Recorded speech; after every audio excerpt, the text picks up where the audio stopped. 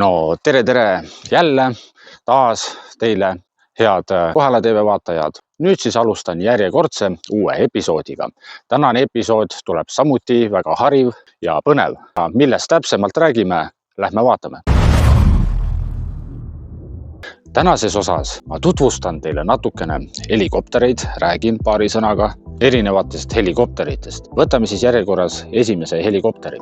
Kas te teate, mis nime kannab helikopter nimega Bell 206?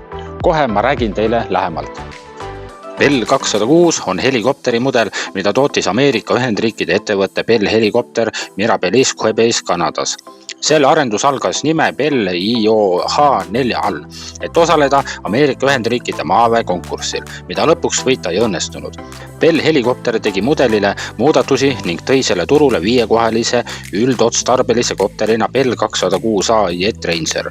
Muudetud konstruktsioon sobis ka Ameerika Ühendriikide armeele, kes võttis selle kasutusele nimega Bell OH-58 Kiowa. Bell 206-st toodeti ka 7-kohaline mudel Long Ranger ja 7-kohaline ning 2-mootoriline mudel Twin Ranger. Rahvusvahelise tsiviillennunduse organisatsiooni plaanides on Jet Ranger ja Long Ranger koodiga B06 ning Twin Ranger B06D. Esmalend toimus 1962. aastal, võeti kasutusele 1967. aastal. Tootmisaastad 1962 kuni 2017 ja toodangu arvuks on 7300. Meeskondi on seal 1, reisijaid on 4, pikkuseks 11,8 meetrit ja tühimass 660 kilogrammi. Maksimaalseks stardimassiks 1451 kilogrammi ja tippkiiruseks on tal 226 kilomeetrit tunnis. Reisikiiruseks 220 kilomeetrit tunnis ja lennulagi 6100 meetrit ja kaugele ta saab lennata kuni 624 kilomeetri kaugusele.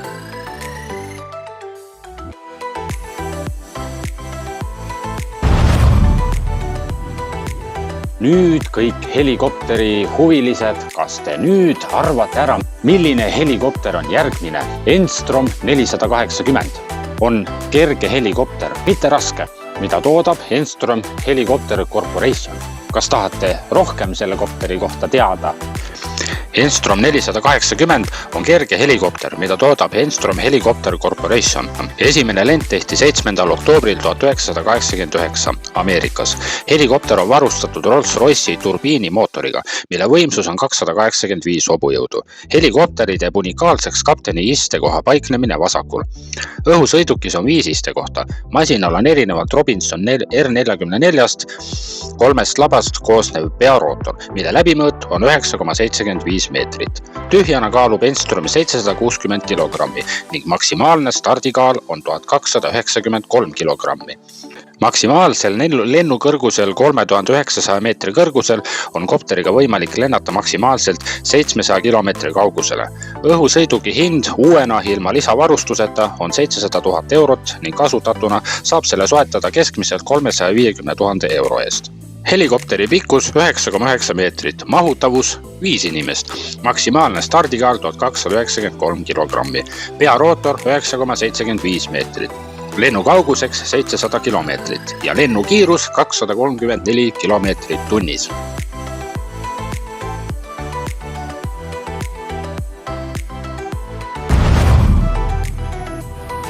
Äkki te oskate ära nüüd arvata, millisest kopterist ma kohe teile järgmisena hakkan rääkima. Mõni võib-olla arvas, Eurocopter H130 on kerge ühemootoriline üldotstarbeline helikopter. Eurocopter H130 on kerge ühemootoriline üldotstarbeline helikopter, mis on toodetud AS350 Ecureuli baasil. H130 kopterit toodab Prantsuse firma Airbus Helicopters.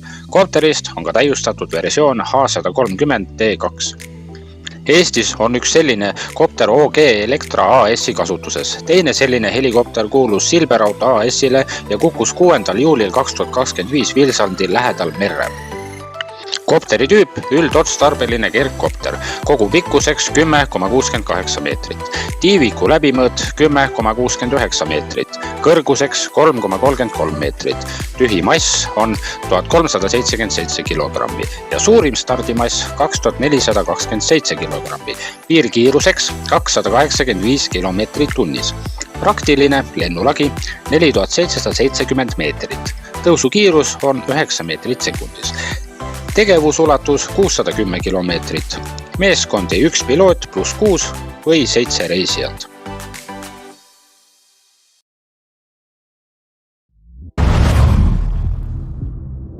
Järgmine kopter, ma räägin siis ise.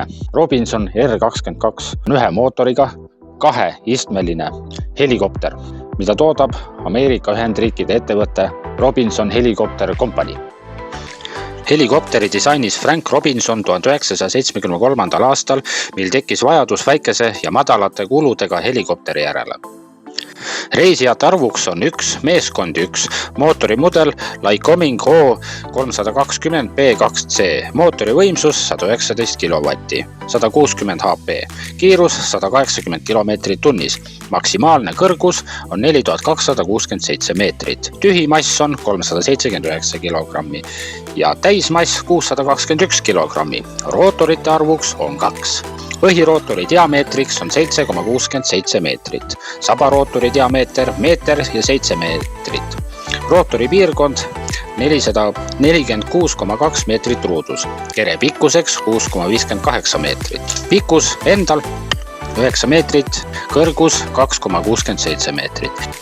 Esimene lend toimus 28. augustil 1975.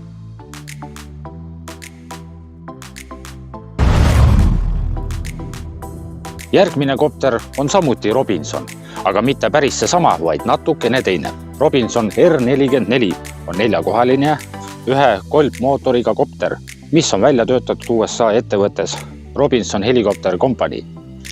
Robinson R44 on 4-kohaline ühe kolbmootoriga kopter, mis on välja töötatud USA ettevõttes Robinson Helicopter Company ja mis on seeria tootmises aastast 1992. R44 prototüübi esmalend toimus 31. märtsil 1990 ja FAA luba saadi 1992. aasta detsembriks. Robinson R44 on 21. sajandi suurima läbimüügiga kopter, neid müüdud ligikaudu 5800. Kopter on ühe kolbmootoriga, 2-labalise pearootori ja sabarootoriga. Robinson R44 juhis on hüdraulilise võimendiga. Kopterit saab juhtida mõlemalt kõrvuti asetsevalt istmelt. Tühi kopter kaalub umbes 660 kilogrammi ja lastiga 998 kilogrammi. Suurim mass, mille kopterile laadida võib, on 340 kilogrammi. Kopteri pikkus on 11,65 meetrit, kõrgus 3,3 meetrit, pearootori diameeter 10,1 meetrit ja sabarootori diameeter 1,5 meetrit. Robinson R44 kütusekulu 200 kilomeetri lennu kohta on keskmiselt 55 liitrit tunnis. Lennu kaugus ühe tankimisega on 560 kilomeetrit. Kopteri avioonika võimaldab lennata lihtsates ilmaoludes maksimaalse lennukiirusega 240 kilomeetrit tunnis. Uue ostetud Robinson R44 hind jääb 400 000 euro piiresse. Kasutatud kopteri võib saada 70 000 euro eest. Eesti Lennuameti registris on 4 Robinson R44.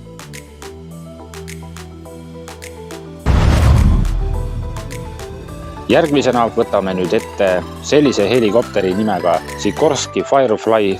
On Sikorsky Aircrafti poolt helikopter Sikorsky S300 baasil loodud elektrikopteri katseeksemplar. Uurimise eesmärgil loodud helikopterid on nimetatud ka maailma esimeseks täiselektriliseks helikopteriks. Tüüp eksperimentaalne elektriline kergkopter, tootja Sikorsky Aircraft, riik Ameerika Ühendriigid, meeskond 1 piloot, mootor 190 hobujõudu elektrimootorit, tippkiiruseks 148 kilomeetrit tunnis. Ta eelkäijaks on Sikorsky S300.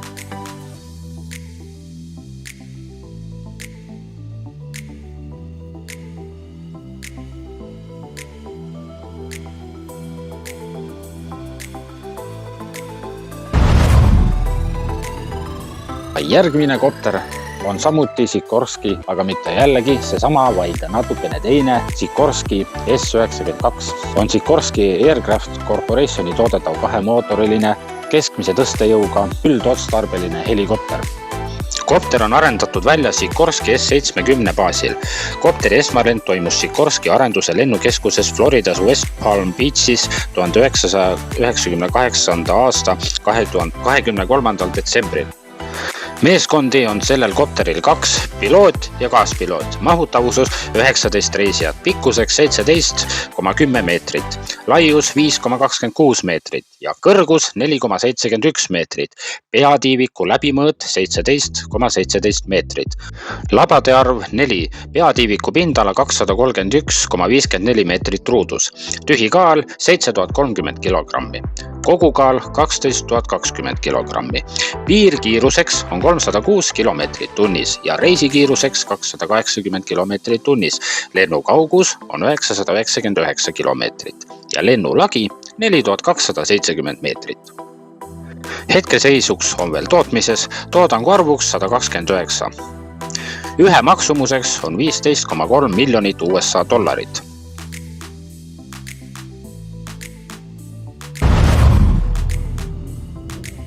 Järgmine on täpselt samamoodi Sikorsky, aga mitte nagu see eelmine ja mitte nagu see üleelmine, vaid on kerge üldotstarbeline kopter. Algselt tootis kopterit Hughes Helicopters. Sikorsky S-300 on kerge üldotstarbeline kopter. 2004. aasta augustis sai Schweizeri omanikuks Sikorsky Aircraft ja alates 2009. aasta veebruarist on kopteri tähistus Sikorsky S-300C. Ühe 3-labalise peatiivikuga kolbmootoriga S-300 kopterit kasutatakse peamiselt väljaõppeks ja põllumajanduses. Sikorsky S-300 baasil on töötatud välja elektrimootoriga kopter Sikorsky Firefly. Aastatel 1999 kuni 2006 kuulus Schweizer 300 ka politsei- ja piirivalveameti lennusalgale. Meeskondi 1 piloot, mahutavus 2 reisijat, pikkuseks 9,4 meetrit, kõrgus 2,7 meetrit, peatiiviku läbimõõt 8,2 meetrit, labade arv on 3, peatiiviku pindala 52,8 meetrit ruudus, tühi kaal 499 kilogrammi ja kogukaal 930 kilogrammi, suurim kiirus 176 kilomeetrit tunnis, reisikiirus on 159 kilomeetrit tunnis ja lennukaugus on 204 miili.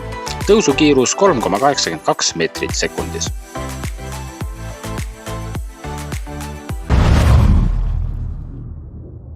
Ongi käes sügis, aeg on valmistuda peatselt saabuvateks pühadeks, adventideks ja kindlasti on teil lähedasi, sõpru, häid tuttavaid, sugulasi, kellel on ka sünnipäevad ees. Kui te tahate talle teha värvilist ja meeldejäävat kingitust või mingisugust üllatust, siis mina saan teid aidata. Näiteks ma teen teile vägeva, naljaka õnnitlusvideo.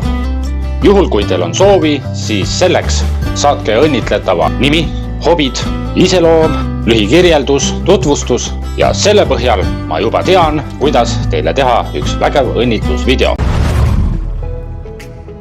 No nii, oli jällegi meeldiv, et viitsisite minuga koos kaasa mõelda, kaasa vaadata, midagi huvitavat jälle kopterite kohta näiteks meelde jätta alati ja ikka ja jälle. Kui midagi leiate või mingi idee tuleb, siis minu meiliaadress on ikka endine. Kui tahate õnnitluse tervitusvideoid, siis samuti saate ka neid minult tellida. Seniks olge lahedad ja näeme peatselt.